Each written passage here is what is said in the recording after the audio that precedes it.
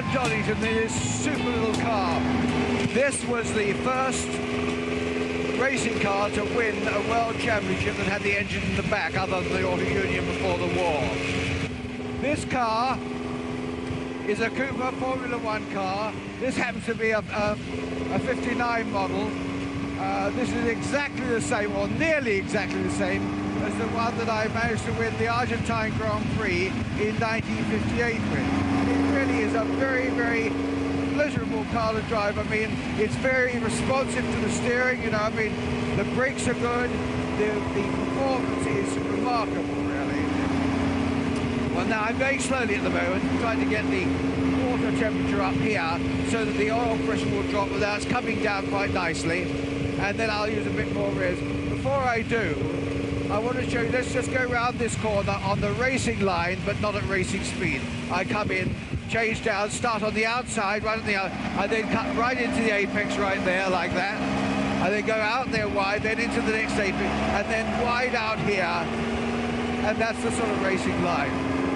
Now, that's very easy to do when one's just cruising along. I mean, you just go left to right, make the biggest radius you can, and obviously that is the quickest way at the speed that you're going. Now, when you're racing, you do the same thing. You start out here, you cut in, you push the radius with you, the apex with you, and then you bring the power in as early as you can. Now, the earlier you can get the power on, the better it is.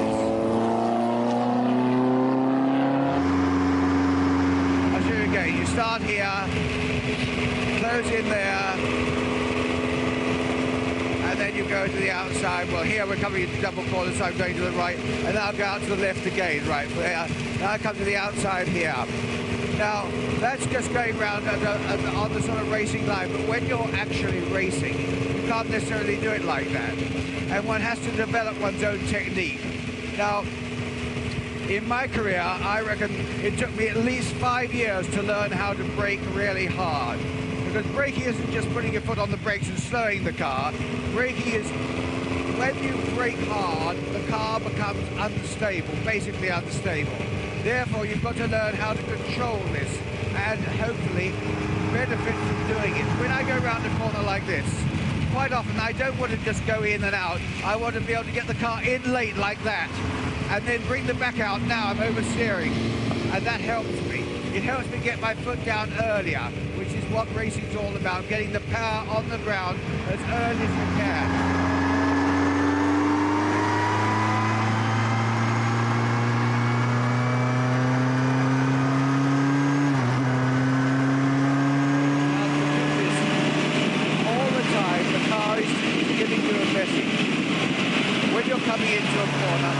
My brakes on hard. The car is saying to me, okay, what it wants to do. When I turn in, it's giving me a message through the steering wheel and through the seat of my pads.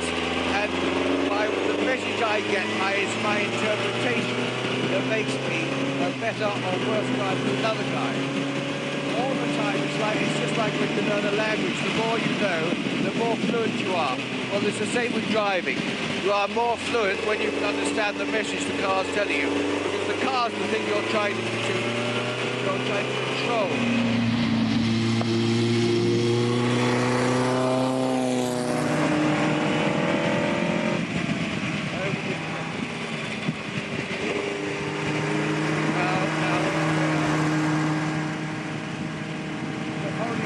Now, if I was really a bit younger, a bit more gutsy, a bit bigger balls, I'd probably kept it flat there. I was nearly flat, but not completely.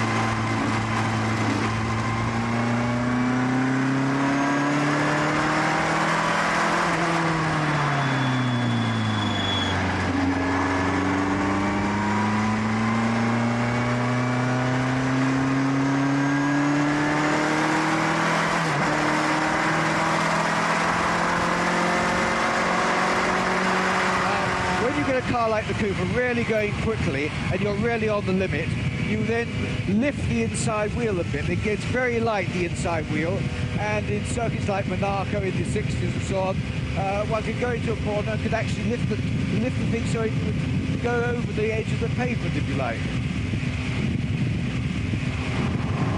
The car is sort of fluid, it moves around. I mean, when I come into a corner like this one, yeah, you get in, you're on the left, and you come in, and you feel the back end sliding out, you feel the power coming in. I mean, it's enormously satisfying from a driver's point of view. Now, I've no doubt the modern one is if you're good enough to drive it near the limit, but they are very, very different. Of course, the deceleration on these cars, I mean, I'm doing 160, 150 in this, and I have to slow up. I'm going to have to put the brakes on at 300 yards. On the modern car, 70 or 80 yards. I mean, and that's going much faster. This sort of car will do probably 155, 160. Slipstream, another guy, you might get a bit more. But today, of course, they're going to go over 200. So there is a big difference. These are a lot less safe, of course, because you know, you've got very little around you, and the rigidity of this car was minimal compared. The torsional rigidity, in my day, the car would twist and they'd say, well, it's following the road. Now, my goodness, the things are 40 times more stiff than this is. Can you imagine? I mean, it's fantastic, really. Down 2 gears. Into the right there. Round and up. Down and down.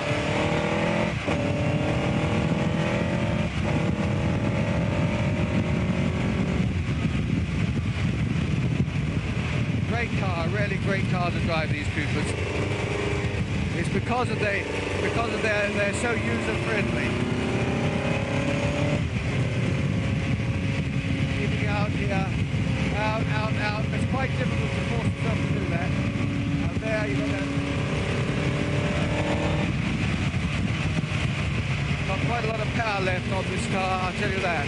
Come round here, power down, not too hard, otherwise I stop in. Round here, round there.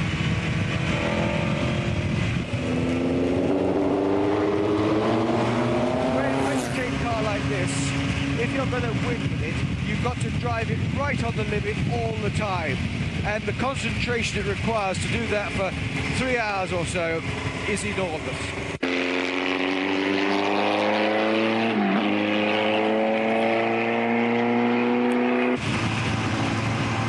As I go around here, I get enormous pleasure out of this, but I can see I'm not as young as I was.